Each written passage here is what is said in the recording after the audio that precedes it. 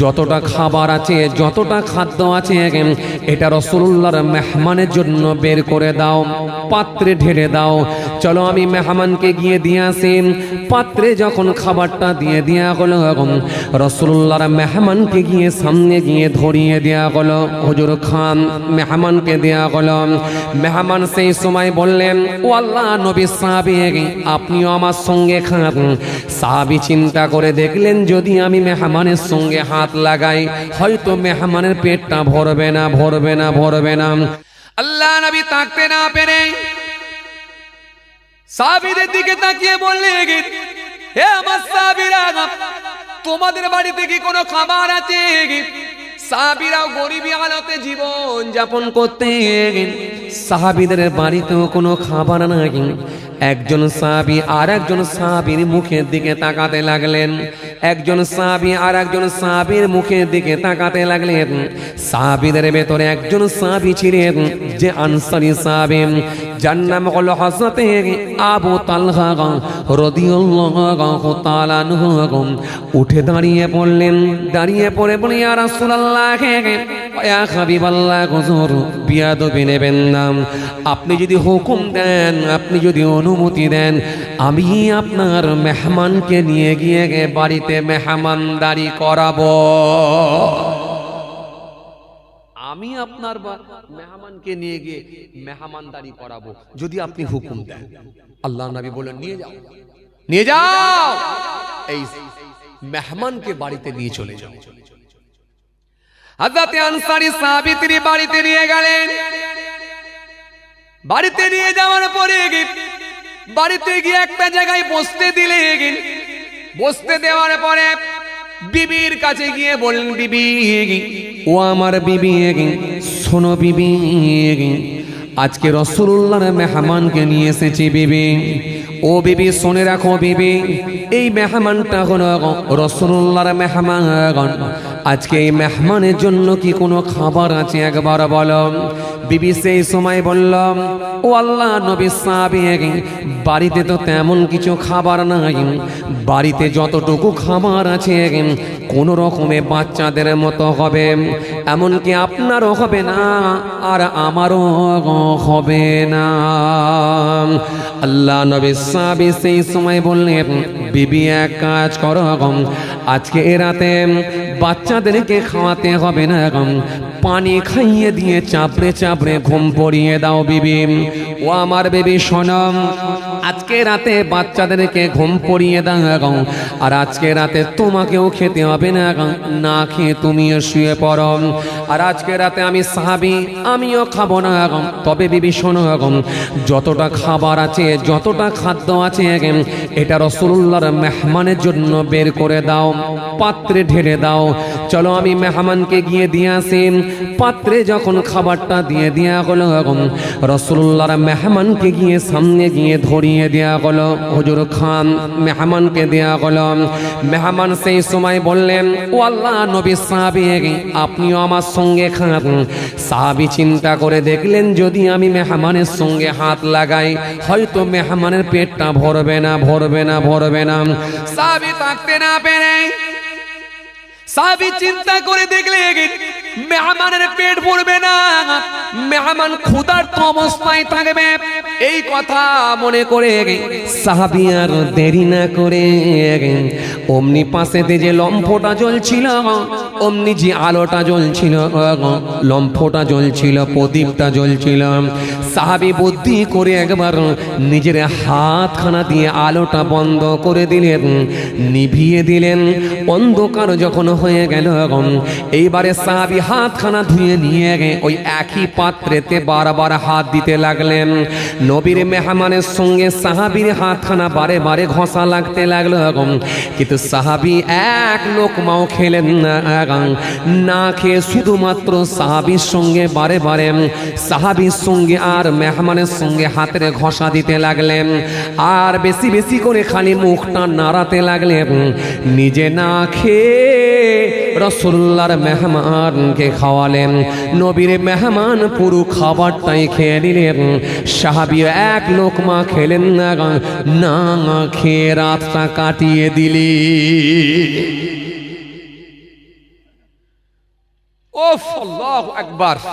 কি চিন্তাধারা, কি ভাবনা, কি চিন্তা! বাচ্চারা পর্যন্ত না খেয়ে, বিবিও না খেয়ে, আমিও না খেয়ে, বিবি এক লোকমাও আমি খায় না, আলো বন্ধ করে দিয়েছি, দিয়ে নবী সাহাবীর সঙ্গে খালি হাতে হাত লাগিয়ে ঘষা দিয়েছি আর মুখ নাড়িয়েছি, এক লোকমাও খায় না। কারণ তোমরা না খেয়ে থাকবে, আমি সাহাবী খাবো, এটা কখনো হতে পারে না। খেয়ে কাটিয়ে দিলেন, মেহমানের শোবার ব্যবস্থা করে দিলেন, মেহমান গিয়ে শুয়ে পড়লেন, নবী সাহাবী তিনিও না খেয়ে শুয়ে পড়লেন।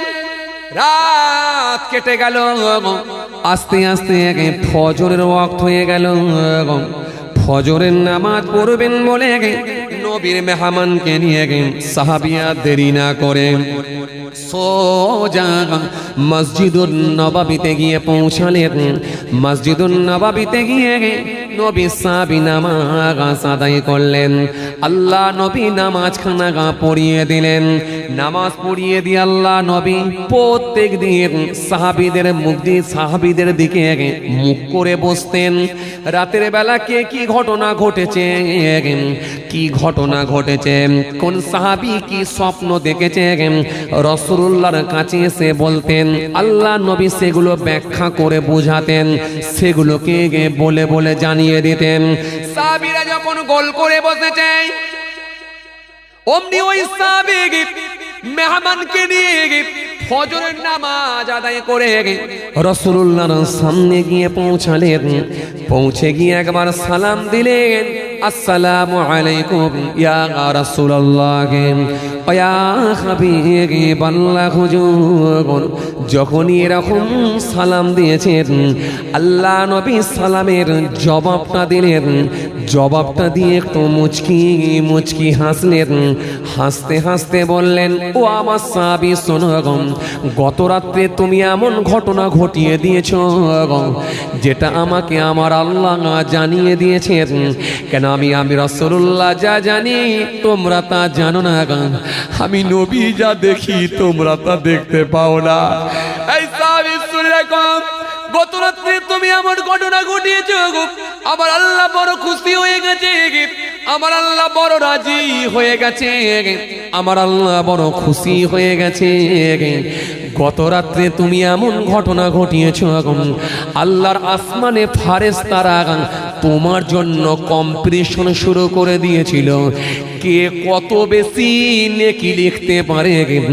নেকি লিখার জন্য তোমার জন্য প্রতিযোগিতা চালু হয়ে গেছিল।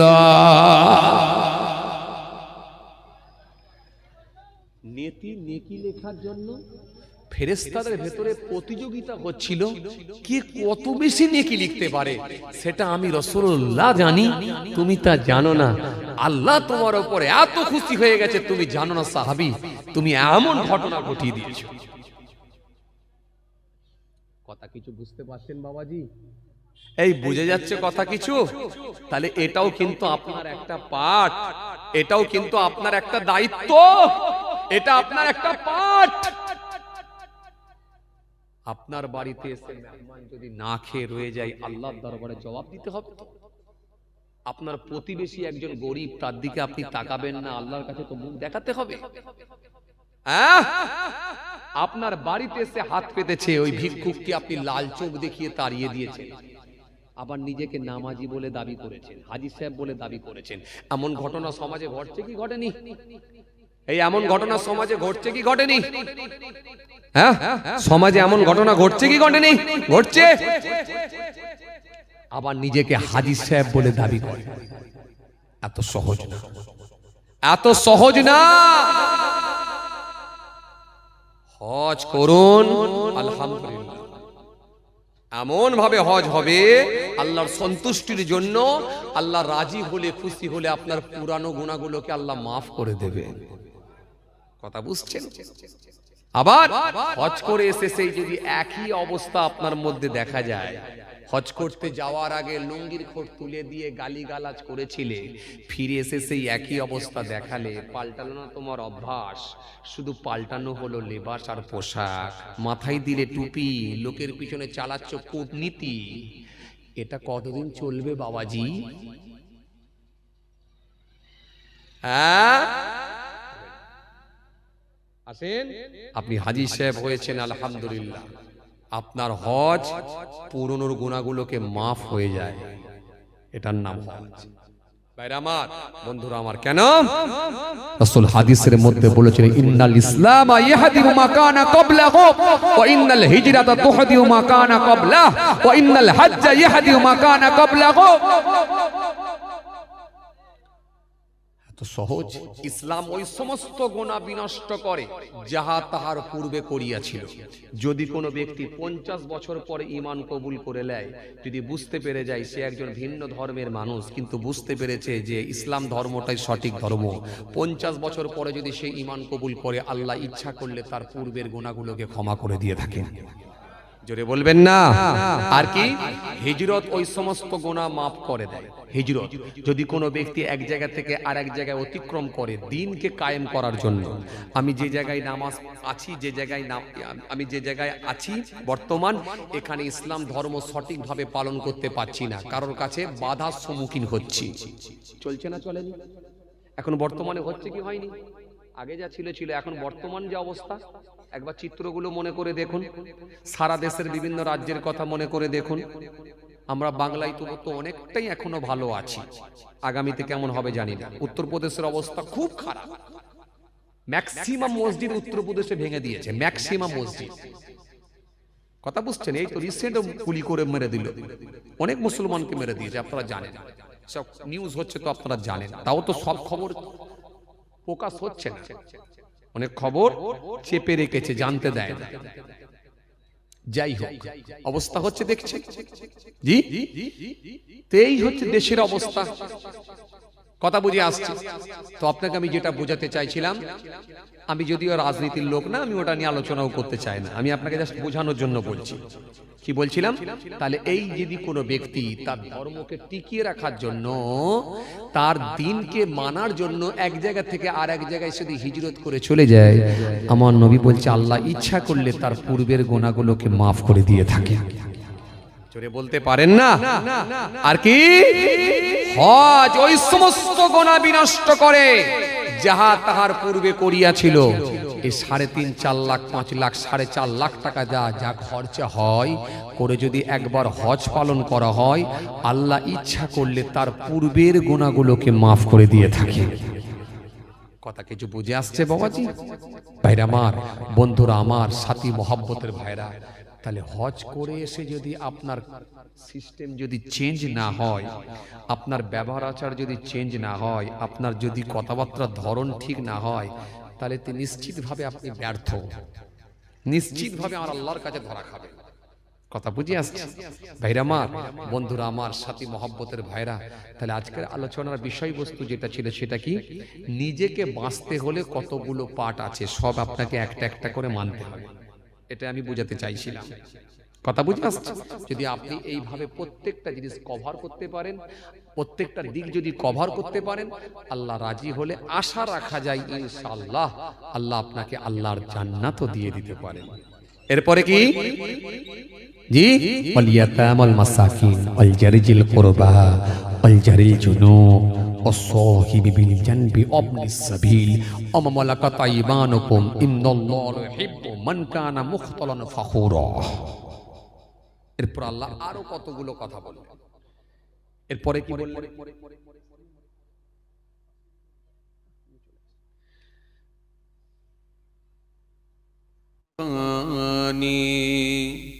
জলওয়ায়ে নূরানি কাদের জিলানি, মন আইনাই যার চমকাই, মন আইনাই যার চমকাই, পাকায়াতে করো আনি কুতুবে রব্বানি মাহবুবে সুবহানি জলওয়ায়ে নূরানি কাদের জিলানি। আল্লাহুম্মা সাল্লি আলা, একটু বেশটা কমিয়ে দাও, একটু ভাষা হালকা, একটু ভাষা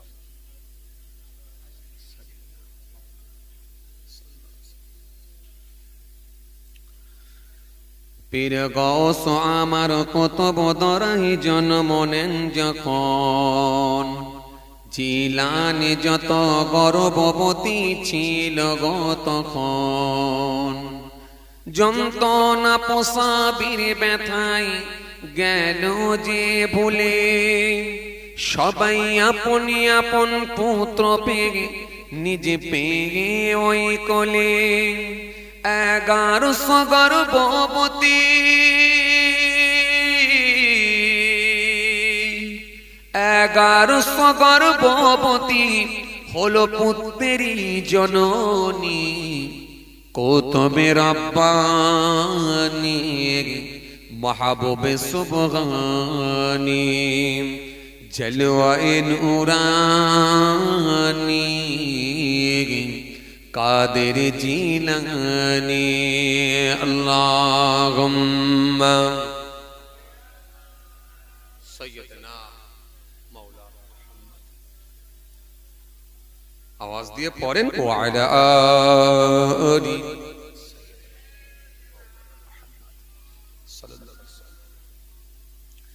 ইলম হাসিল করিতে যখন বাগদাদে গেলেন, সঙ্গে মা ফাতেমা বিবি 40 দিনার দিলেন। ঘিরল সে পথে ডাকাত দলে গো আব্দুল কাদেরকে, আব্দুল কাদের ডাকাত দলে গো সত যে বলে, আছে দিনার গে বাবে, আছে দিনারে বাবে, খোঁজে তা তোমরা পাবে নি। কুতুবে রব্বানি মাহবুবে সুবহানি, জলওয়ায়ে নূরানি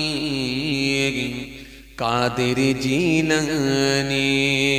আল্লাহুম্মা সাল্লি আলা।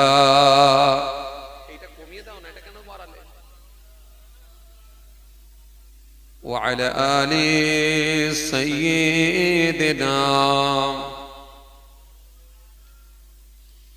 درود شريف اللهم صل على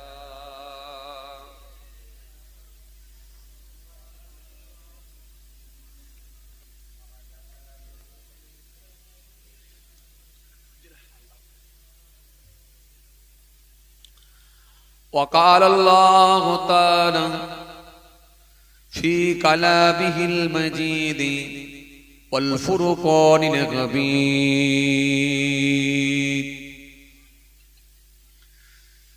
كيف تكفرون بالله وكنتم أمواتا فأحياكم ثم يميتكم ثم يحييكم ثم إليه ترجعون.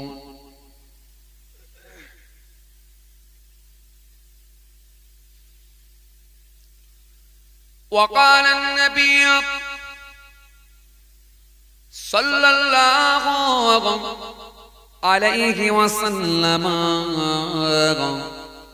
من ترك الكذب وهو باطل بني له قصر في ربض الجنة، ومن ترك المراء وهو محق بني له في وسطها، ومن حسن خلقه بني له في أعلاها.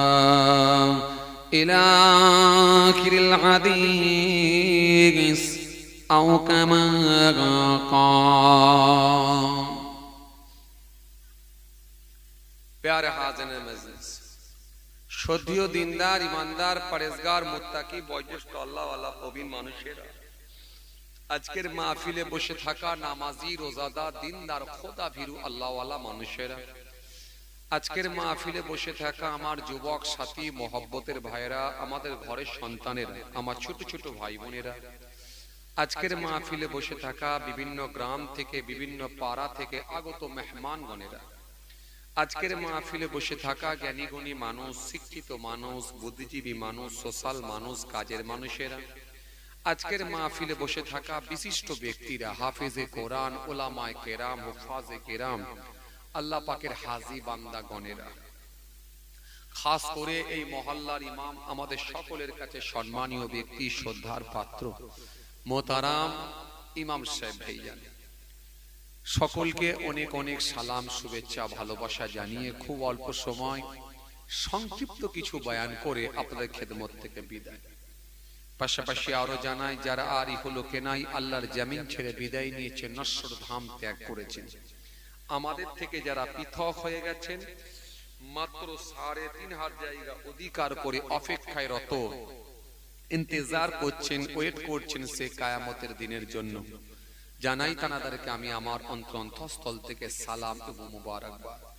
আল্লাহ পাকের রহমত প্রত্যেক ইমানদারের উপর হোক, আমরা জোরে বলি আল্লাহুম্মা আমিন। ভাইরা আমার, বন্ধুরা আমার, সাথী মহব্বতের ভাইরা, আজকে ইসালে সওয়াবের মাহফিল, জিকরুল্লাহ, জিকরুন নবীর মাহফিল।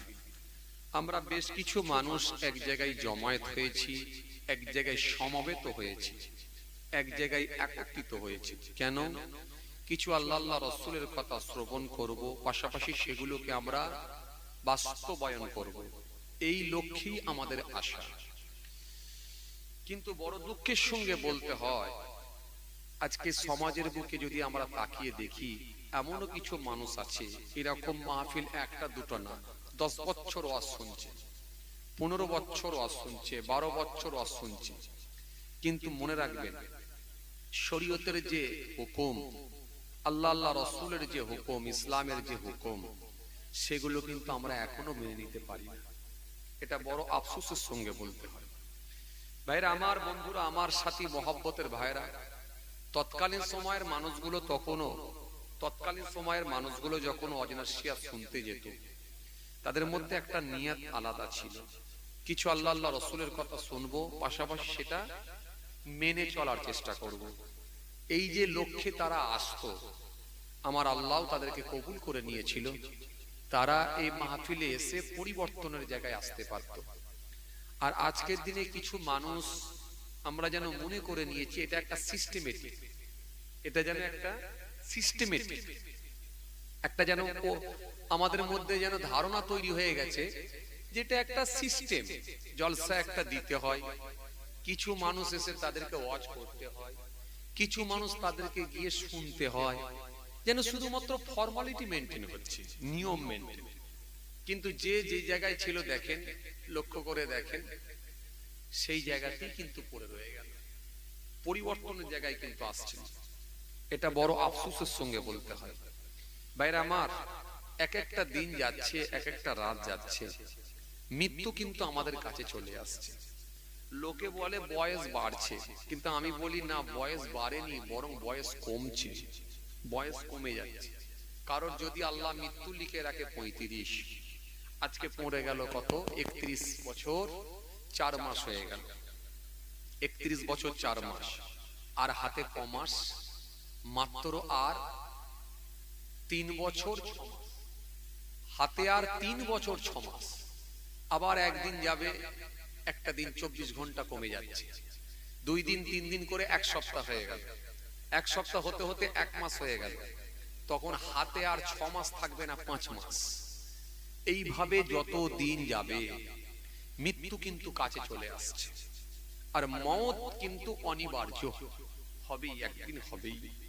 মৃত্যুর হাত থেকে কেউ ছাড় পায়নি, কেউ পাবেও না। যেহেতু কোরআন স্পষ্ট ঘোষণা দিয়েছে, আল্লাহ যেহেতু ঘোষণা দিয়েছেন মৃত্যু হবে, এটা চিরসত্য কথা। মৃত্যুর হাত থেকে কেউ আমরা ছাড় পাবো না, কেউ রেহাই পাবো না। আমাদের পূর্বপুরুষ যেমন সব মারা গেছে, সব আমাদেরকে মৃত্যুবরণ করতে হবে। যেহেতু কোরআন স্পষ্ট ঘোষণা দিয়েছে কুল্লু নাফসিন যায়িকাতুল মউত, প্রত্যেক প্রাণী মাত্র মৃত্যুর স্বাদ গ্রহণ করবে, কেউ মৃত্যুর হাত থেকে রেহাই পাবে না। যেহেতু কোরআন স্পষ্ট ঘোষণা দিয়েছে আইনামা তাকুনু ইদরিকুমুল মাউত ওয়ালাউ কুনতুম ফি বুরুজিম মুশাইয়াদা, বান্দা তোমরা মৃত্যুর ভয়তে যেখানেই পলায়ন করো না কেন, মজবুত কেল্লার মধ্যে গিয়ে, লোহার সন্দুকের মধ্যে গিয়েও যদি আত্মগোপন করো, আমি আল্লাহ বলছি মৃত্যুর হাত থেকে রেহাই পাবে না। যেহেতু কোরআন স্পষ্ট ঘোষণা দিয়েছে ইযা জাআ আজালুহুম লা ইস্তাখিরুনা সাআতাও ওয়া লা ইস্তাকদিমুন, মৃত্যুর যে সময় নির্ধারণ করে দেয়া হয়েছে 1 মিনিট আগেও হবে না পরেও হবে না, জাস্ট টাইমে তোমাদেরকে মৃত্যুবরণ করতে হবে, জাস্ট টাইমে তোমাদেরকে মৃত্যুবরণ করতে হবে, 1 মিনিট আগেও হবে না পরেও হবে না।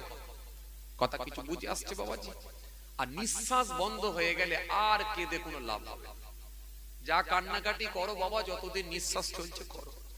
পীরের আওলাদ হিসাবে ভালোবেসে নিয়ে এসেছেন ফুরফুরা শরীফ ছোট হুজুর কেবলার নাতি, পীরনগর হুজুর পীর কেবলার পীরনগর হুজুর কেবলার পৌত্র, আপনাদের ছেলে আপনাদের ভাই ভালোবেসে নিয়ে এসেছেন। দুটো কথা বলে যাচ্ছি, একটু গুরুত্ব দেন, একটু গুরুত্ব দেন, একটু গুরুত্ব দেন, একটু মেনে চলার চেষ্টা করুন। যার যে জায়গাটায় আছেন আপনি নিজের জায়গাটা একটু তুলে ধরুন। আপনি আপনার জায়গায় কোন জায়গায় আছেন, নিজের প্ল্যাটফর্ম কোন জায়গায়, এটা একটু লক্ষ্য রাখেন, এটাকে একটু গুরুত্ব দেওয়ার চেষ্টা করেন। আপনি আপনার জায়গায় যদি ঠিক থাকেন আলহামদুলিল্লাহ, উনি ওনার জায়গায় যদি ঠিক থাকেন আলহামদুলিল্লাহ। লোককে নিয়ে ভেবে লাভ নাই, আপনি নিজেকে নিয়ে ভাবুন কতটা ভালো। উনি উনারটা ভাবুন, উনি উনারটা, উনি উনারটা, উনি উনারটা, উনি উনারটা, উনি উনারটা, হাবেসারটা, আমি আমারটা, ইনি ইনারটা, ইনি ইনারটা। আমরা প্রত্যেকে যদি নিজের নিয়ে যদি ভাবতে পারি আলহামদুলিল্লাহ আমরা কামিয়াব হব। ভাইরা আমার, বন্ধুরা আমার, সাথী মহব্বতের ভাইরা, আর না হলে কোন সময় নিঃশ্বাস বন্ধ হয়ে যাবে শেষ। এ তো গতকালকে আমি ফিরলাম, আমি ছিলাম রাজস্থানে।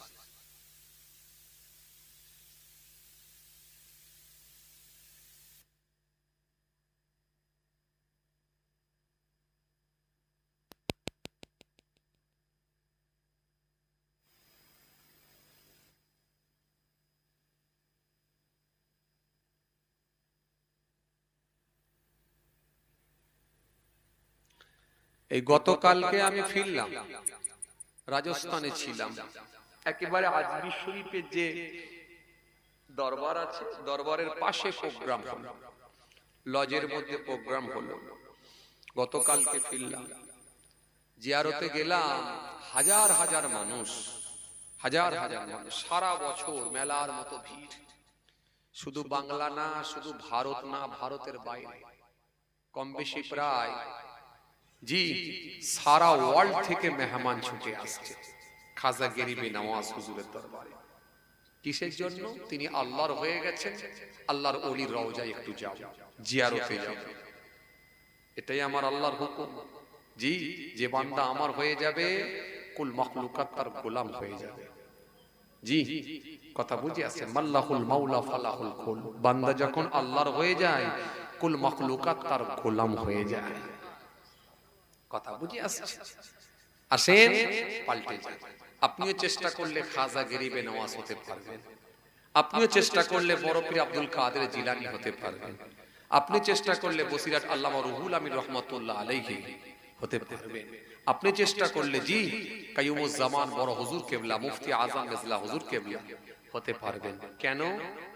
নবীর দরজা বন্ধ হলেও কিন্তু অলির দরজা বন্ধ নয়, অলির দরজা কিয়ামত পর্যন্ত খোলা আছে। এই চেষ্টাটা আপনার, এই প্রিপারেশনটা আপনার, প্রস্তুতিটা আপনার। আর আপনি যদি আল্লাহর সঙ্গে কানেকশন, ট্রানজাকশন তৈরি করতে পারেন, আপনি হাসতে হাসতে কবরে চলে যাবেন। এইজন্য কবি তুলসীরাম দাস বললেন, তুলসী জব জগ মে আয়ে তুম রহে জগ হাস, ऐसी करनी कर चलो तुम हंसो जग रही।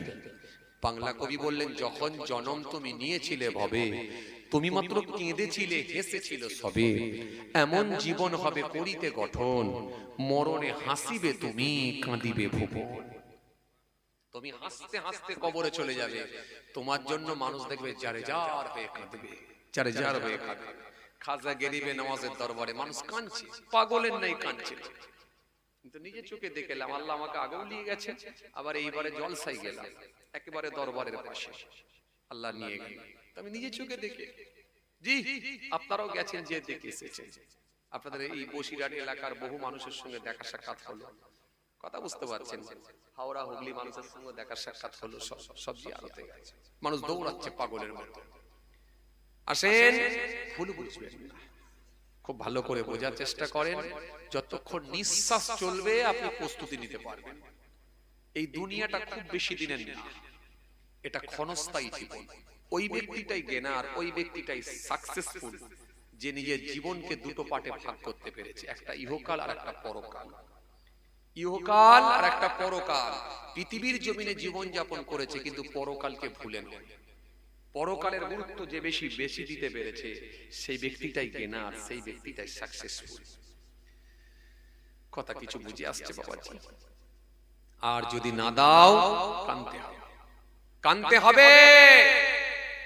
যার ভেতরে নামাজ নাই নামাজ ধরে নেন, যার ভেতরে রোজা নাই রোজা রাখুন, রোজা রাখুন। যার ভেতরে দাড়ি নাই রাসূলুল্লাহর সুন্নাত রাখুন, দাড়ি রাখুন, ঈমানদার হয়ে যান। বর্তমান অবস্থা ভালো না। সারা পৃথিবীর দিকে তাকান, সারা বাংলার দিকে তাকান, সারা দেশের দিকে তাকান, কি অবস্থা চলছে। একটা শ্রেণীর মানুষ যেভাবে আজকে মাথাচাড়া দিয়েছে, যেভাবে অরাজকতা চালাচ্ছে গোটা দেশ জুড়ে, পারলে তো একটা কমিউনিটির যেন মনে হচ্ছে গলা টিপে এক্ষুনি মেরে দিতে পারলে। কথা কি ভুল বলছি না ঠিক বলছি? আপনি দেখেন না সোশ্যাল মিডিয়ায় চলছে, তোলপাড় চলছে। একটা শ্রেণীর মানুষ যেভাবে আজকে মাথাচাড়া দিয়েছে, যেভাবে আজকে তারা রাজনীতি চালাচ্ছে, যেভাবে আজকে ধর্মের বিভাজন তৈরি করেছে, পারলে তো যেন মনে হচ্ছে একটা কমিউনিটি, খালি একটা জাতিকে নিয়ে রাজনীতি চালাচ্ছে। খালি ওই জাতিকে পারলে তো গলা টিপে একটু মেরে দিতে পারলে ভালো হয়। এরপরও আমার আল্লাহ আমাদেরকে মাথা উঁচু করে এখনো পর্যন্ত টিকিয়ে রেখেছেন। এটা আল্লাহর অশেষ মেহেরবানি, দয়া। ভাইরা আমার, ভুল বুঝবেন না, রাগ করবেন না। যুবক ভাইরা, এই যুবক ছেলেরা সব নামাজি হয়ে যায়, নামাজি হয়ে যায়। একটা সিস্টেমের মধ্যে নিয়ে চলে আসে। যেমন প্রত্যেকদিন আপনার গোসল করাটা একটা সিস্টেমের মধ্যে আছে, গোসল করতে হবে, দুপুরে এক মুঠো খেতে হবে, এটা একটা আপনার সিস্টেমের মধ্যে, আপনার রুলস এর মধ্যে এসে গেছে। দুপুরে এক মুঠো খেতে হবে, ভাত খেতে হবে, একটু মাথাটা চিরুনি করতে হবে, এগুলো একটা সিস্টেমের মধ্যে চলে এসেছে। এই সিস্টেমের মধ্যেই নিয়ে চলে আসেন। দুপুরে যখন গোসল করব, গোসল করে নিয়ে আমি একটু নামাজটা পড়ে নেব, একদম সিস্টেমের মধ্যে নিয়ে আসেন। আসর বেলা যেমন একটা চা পানি খেতে যান, বাজারে যান, একটা সিস্টেমের মধ্যে আছে। এই সিস্টেমের মধ্যে নিয়ে আসেন। আসরের যে আজান হবে আমি আসরের নামাজ আগে পড়ব, তারপরে যেখানে যাই যাব। সন্ধ্যেবেলা যেমন বাজারে যাই, একটা সিস্টেমের মধ্যে চলে আসেন। সন্ধ্যেবেলা বাজারে যাচ্ছি, তার আগে কিন্তু আমি মাগরিবের নামাজটা পড়ে যাব। এশার আজান হবে, এশার নামাজ পড়বো, তারপরে খাওয়া দাওয়া করবো। একটা সিস্টেমের মধ্যে নিয়ে চলে আসেন, আপনি একদিন ভালো হয়ে যাবেন। ভালো হয়ে যাবেন কেন? এই নামাজ আপনাকে অন্যায় মুক্ত করবে, নামাজ আপনাকে পাপ মুক্ত করবে, নামাজ আপনাকে গুনাহ মুক্ত করবে, নামাজ আপনাকে সমস্ত রকম অন্যায় থেকে বিরত রাখবে। আপনার নামাজ আপনাকে পাপ থেকে বাঁচাবে। কথা বুঝে আসছে বাবাজি? এইজন্য কোরআন শরীফের মধ্যে আল্লাহ বলেছেন, ইন্নাস সালাতা তানহা আনিল ফাহশাই ওয়াল মুনকার। নিশ্চয়ই নামাজ সমস্ত রকমের অশ্লীলতা, সমস্ত রকমের খারাপ কাজ থেকে মানুষকে দূরে রাখবে। জোরে বলবেন না সুবহানাল্লাহ? আরো জোরে হয় না? ইনতানসুল্লাহ ইয়ানসুরুকুম ওয়া ইয়াসাব্বিত আকদামাকুম। যে ব্যক্তি আমার দ্বীনকে সাহায্য করবে, আমি আল্লাহ কথা দিচ্ছি তাকে সাহায্য করব। জোরে বলবেন না? আমি আল্লাহ কথা দিচ্ছি তাকে সাহায্য করব, যে ব্যক্তি আমার দ্বীনকে সাহায্য করবে। আসেন দ্বীনকে কায়েম করেন। মাথা যদি তুলে বাঁচতে হয়, যদি মাথা তুলে বাঁচতে হয়, সিংহের মতো যদি বাঁচতে চান, আল্লাহর দ্বীনকে কায়েম করেন, দ্বীনকে প্রতিষ্ঠিত করেন, দ্বীনকে কায়েম করেন। সব পাঁচ ওয়াক্ত নামাজি হয়ে যান। কোন যুবক ছেলে নামাজ ছাড়বেন না।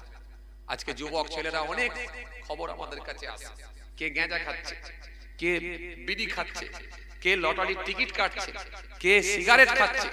একটু লজ্জা হচ্ছে না বাবা? আপনারাও তো জলসা শুনতে যাচ্ছেন, গ্রামে জলসা দিচ্ছেন, ওয়াজ শুনতে যাচ্ছেন, পাশাপাশি গ্রামগুলোতে যাচ্ছেন। একটু ভাববেন না দুনিয়ার অবস্থার দিকে চিন্তা করে কি একটু ভয় ভীতি আল্লাহ ঢুকবে না? বয়স্ক মানুষগুলো এমনও আমাদের কাছে খবর আছে এখনো পর্যন্ত নবী সুন্নতটা রাখেননি, দাড়িটা রাখেননি। 40 বছর 50 বছর করে বয়স হয়ে গেল, 60 বছর বয়স হয়ে গেল, কেন দাড়িটা রাখতে পারেননি? রাসূলুল্লাহ সাল্লাল্লাহু আলাইহি ওয়াসাল্লাম বলছেন, যদি একটা সুন্নত আমল করে যায়, আমি নবী বলছি 100টা শহীদের থেকে বেশি সওয়াব পাবে। একটা সুন্নত আমল করলে আখিরি জামানে। কেন আল্লাহর নবীর সুন্নতটা রেখেই মৃত্যু হোক না? আল্লাহর দরবারে যাবেন তো সুন্নতটা রেখেই চলেন না কেন? নবীর সুন্নত রাখেন, প্রত্যেকে 5 ওয়াক্ত নামাজি হয়ে যায়। রাসূলুল্লাহ সাল্লাল্লাহু আলাইহি ওয়াসাল্লামকে জিজ্ঞাসা করা হলো, আইয়ুন নাসি খায়রুন ইয়া রাসূলুল্লাহ, ইয়া রাসূলুল্লাহ, হাবিবাল্লাহ, হুজুর কোন মানুষটা সবথেকে ভালো মানুষ হুজুর? কোন মানুষটা নেক মানুষ হুজুর?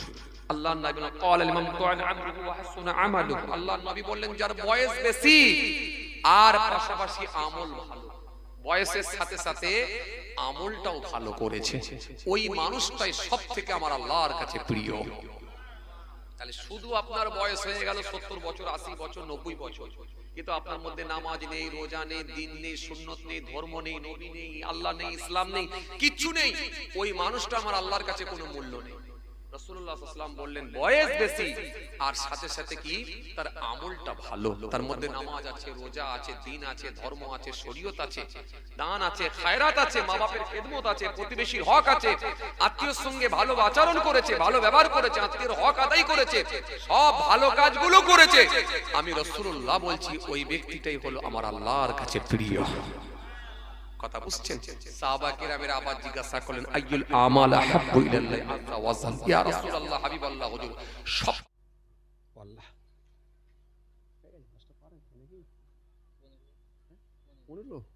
থাক আর বলুন না, কষ্ট হচ্ছে আপনাদের না? আল্লাহু আকবার, খুব ভালো লেগেছে আলহামদুলিল্লাহ। আজকে ওয়াজ শোনার পরিবেশ ঠিক ছিল, পরিবেশ, এই পরিবেশটা একটা বড় ফ্যাক্টর জানেন তো। আর আমি আগের মতো আর কাউকে ডাকিনি, 3টে লোক থাকলে 3টে লোক নিয়ে ওয়াজ করবো নিয়ত করে নিয়েছি। আরে এত বছর ওয়াজ দেওয়ার পরে, এত দিন ধরে ওয়াজ করার পরে এখনো লোককে ডেকে ডেকে বসাবো? তোমার ডাকলে কি আমার বিরাট লাভ আছে নাকি? আর জোরে জোরে সুবহানাল্লাহ বলো, জোরে জোরে আলহামদুলিল্লাহ বলো, ওটাও বলা ছেড়ে দিয়েছি। তুমি যদি বলবো মনে করো, যদি মনে করো সুবহানাল্লাহ বলা দরকার আছে তোমার ব্যাপার, যদি মনে করো আলহামদুলিল্লাহ বলা দরকার আছে এই জায়গায় তোমার ব্যাপার। কেন? তুমি যখন সব পাও তো আমার কি? তুমি কি আমাকে ভাগ দেবে না? কথা কিছু বলে না, ঠিক বলছি না ভুল বলছি? তুমি সুবহানাল্লাহ পড়লে তোমার লাভ, তুমি আলহামদুলিল্লাহ পড়লে তোমার লাভ, তুমি কলমা শরীফ পড়লে তোমার লাভ, তো আমি জোর করে তোমাকে খোঁচা মেরে পড়াবো কেন? তুমি তাহলে এই 30 বছর ওয়াজ শুনে এই শিখলে যে হুজুর খালি জোর করে করে বলতে বলবে? তুমি তাহলে 20 বছর ওয়াজ শুনে এই শিখলে? তো এতদিন 20 বছর ওয়াজ শুনে যদি সুবহানাল্লাহ কোন জায়গায় পড়তে হয় এটা যদি না জানো, কোন জায়গায় আলহামদুলিল্লাহ পড়তে হয় যদি না জানো, কোন জায়গায় যদি দরুদ শরীফ পড়তে হয়, যদি দরুদ শরীফ পড়তে গিয়ে যদি চুপ করে বসে থাকো, তাহলে এই নিশ্চয়ই তুমি ব্যর্থ হবে। কি কথা ঠিক বলছি না ভুল বলছি? এ তো লাভ তোমার, তো আমি কেন তোমাকে বলবো? যেন আমি বলা ছেড়ে দিয়েছি, আমি কাউকে বলবো। আমি একবার সুবহানাল্লাহর জায়গায় বলবো সুবহানাল্লাহ, আমি একবার খালি কলমা শরীফের জায়গায় কলমা শরীফ পড়বো, আমি একবার দরুদ শরীফের জায়গায় দরুদ শরীফ পড়তে বলবো, পড়বো, কিন্তু জোরে পড়ো, আরো জোরে পড়ো, ও আমি বলা ছেড়ে দিয়েছি। এ আপনার উপর ছেড়ে দিয়েছি, আপনাদের উপরে। যদি মনে হয় পড়া দরকার আছে পড়বেন, যদি মনে হয় পড়া দরকার নেই তো পড়বেন না, আপনার ব্যাপার। একদম সিম্পল, আমি ছেড়ে দিয়েছি, আমি কাউকে ডাকি। এই যে প্রথমে দেখলেন না লোক কম ছিল, অনেক ছেলে মানুষ দাঁড়িয়ে ছিল, আমি ডাকাডাকি করেছি একবারও যে এসে বসো সবাই এসো অমুক তমুক না, আমি কেন ডাক? তোমার যদি মনে হয় যে এখানে যাওয়া উচিত নয় যাবে না, যদি মনে হয় যে এখানে যাওয়া দরকার আছে যাবে, তোমার ব্যাপার, আমি কেন বলতে যাব? এতদিন ধরে তুমি ওয়াজ শুনেছো, এতদিন ধরে ধর্ম নিয়ে ঘাটাঘাটি করছো, এতদিন ধরে জলসার মাহফিলে যাচ্ছ, তুমি তাহলে কি শিখলে? কি কথা ঠিক বলছি না ভুল বলছি? তোমার যদি মনে হয় এখানে বসা দরকার আছে বসবে, যদি মনে হয় বসা দরকার নেই তোমার ব্যাপার। আমি কাউকে ছেড়ে দিয়েছি, নিয়ত করে নিয়েছি, ডাকবো না কাউকে, পরিষ্কার কাউকে ডাকবো না। আসেন ছোট্ট করে দাঁড়িয়ে সালাম পাঠ করব, বিদায় নেব। ইয়া নবী